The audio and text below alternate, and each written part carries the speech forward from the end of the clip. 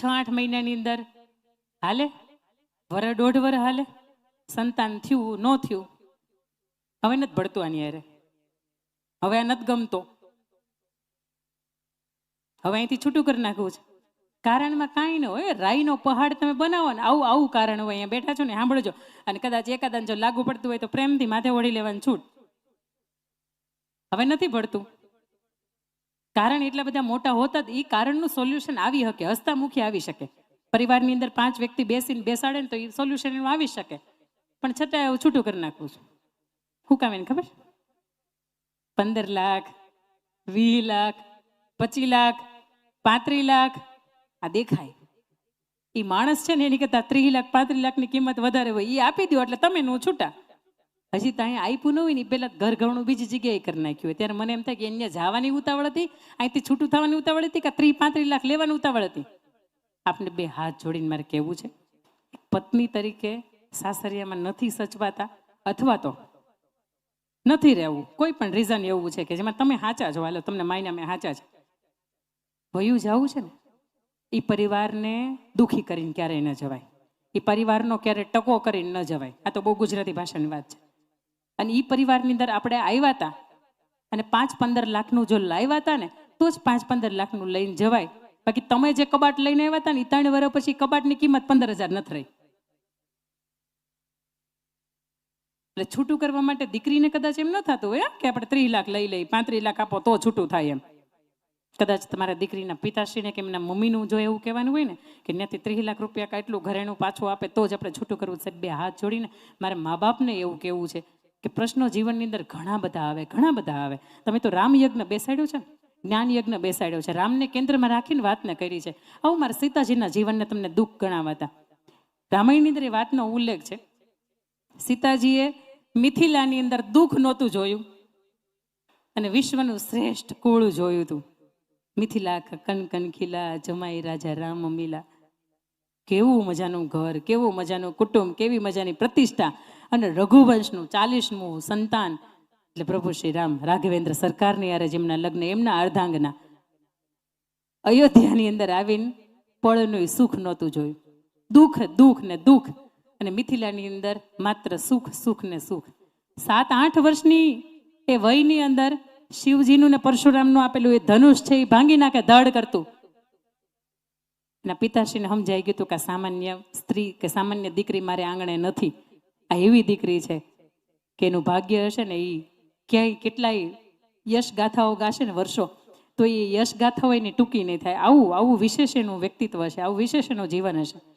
અને મિથિલાની અંદર પોતે 4 બહેનોની સાથે સીતા, ઉર્મિલા, માંડવીને શ્રુતકીર્તિ 4 બહેનો એટલા જાજરમાન રીતે રહ્યા કે સ્વયંવરની અંદર રામને પસંદ કર્યા.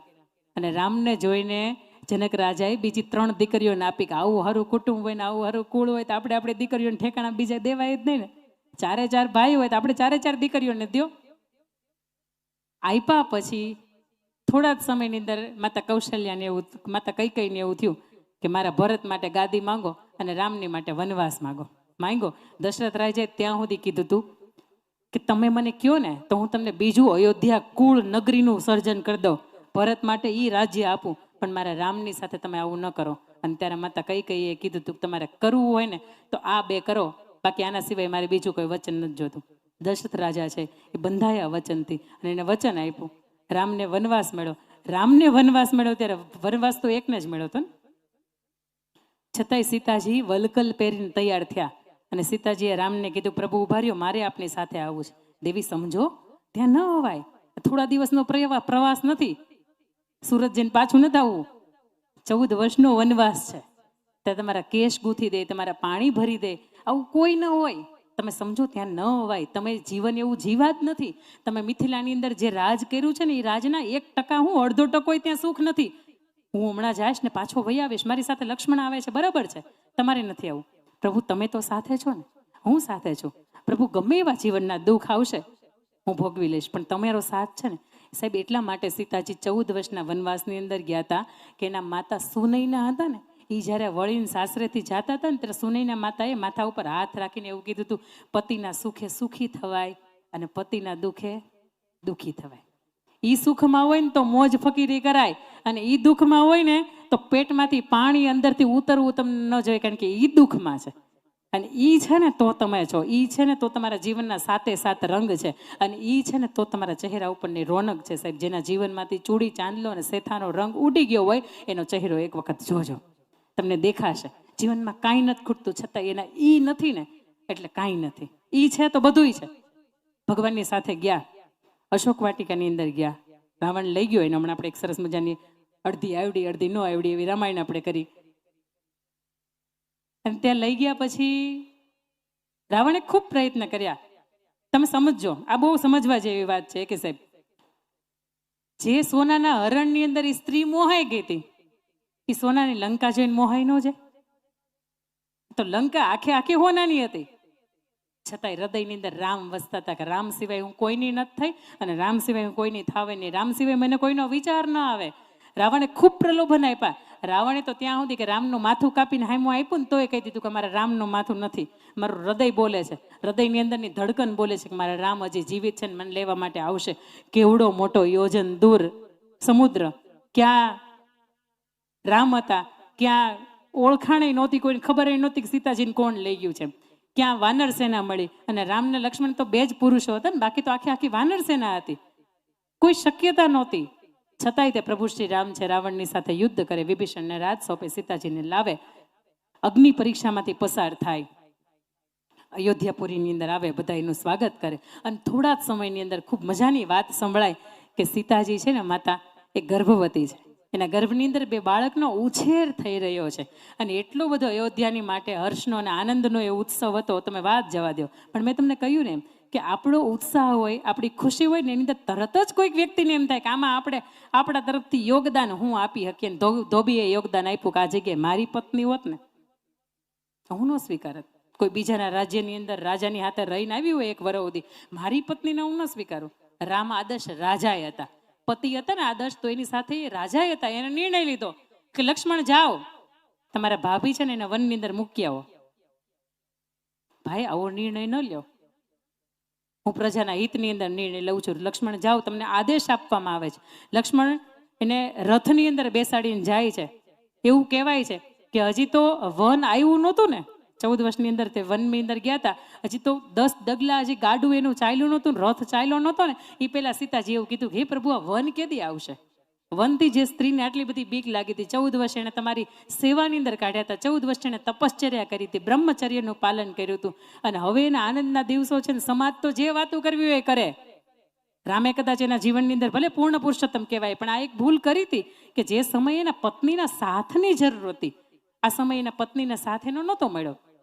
મૂકી આવ્યા એને વનની અંદર એક ઋષિના આશ્રમની અંદર રહ્યા, 2 સંતાનોને લવને કુશને જન્મ આપ્યો. સાહેબ પંચમાસી આવી હતી ને 5 મહિનાનો પ્રસંગ આવ્યો તો તમને મને સોશિયલ મીડિયા એવું કહે છે કે પહેલી ગર્ભાવસ્થાની અંદર પંચમાસીને આપણે આવી હારી ઉજવણી નથી કરી, હવે બીજું સંતાન થવાની તૈયારીમાં છે, તો કરો ને, આવી તૈયારી કરો.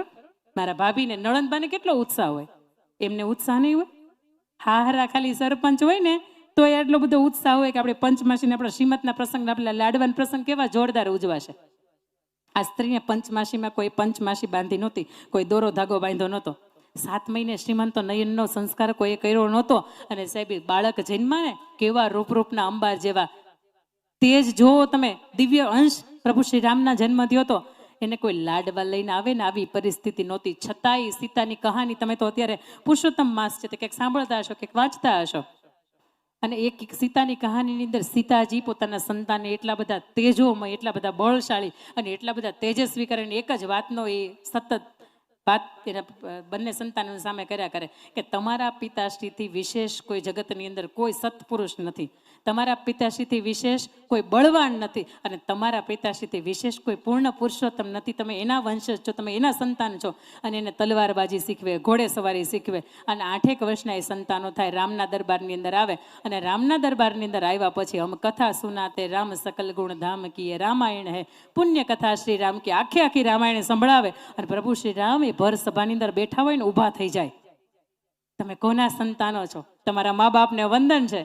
તમારા માતા પિતા તમારી સાથે આવ્યા છે અને પછી એ સંતાનો બે લવ અને કુશ એમ કહે છે કે અમે રાઘવેન્દ્ર સરકાર એટલે પ્રભુ શ્રી રામના સંતાનો, તમે અમારા પિતા છો અને માતા સીતા અમારી માતા છે. અને ત્યારે અંદરથી અફસોસ તો પ્રભુ શ્રી રામને થાય છે કે બહુ મોટી ભૂલ કરી નાખી. જે સમયે મારે પત્નીને સાથ આપવાની જરૂર હતી, જે સમયે મારા સંતાનોની મારી જરૂર હતી, એ સમય કદાચ ચૂકી ગયો છું હું. તમારા માતૃષિ સાથે આવ્યા છે? હા આવ્યા છે. ક્યાં છે? બોલાવો એમ. જે ઋષિના આશ્રમની અંદર રહેતા એ ઋષિ અને સીતાજી બંને ભર મંડપની અંદર ભર સભાની અંદર પ્રવેશ કરે છે અને બે હાથ જોડીને સૌની સીતાજી માફી માગે છે. સીતાજી રામની સાથે એક શબ્દ બોલતા નથી અને અંદરથી એમ થાય કે આખી જિંદગી પોતાના ચરિત્રને સાબિત કરવામાં આખી કાઢી નાખી.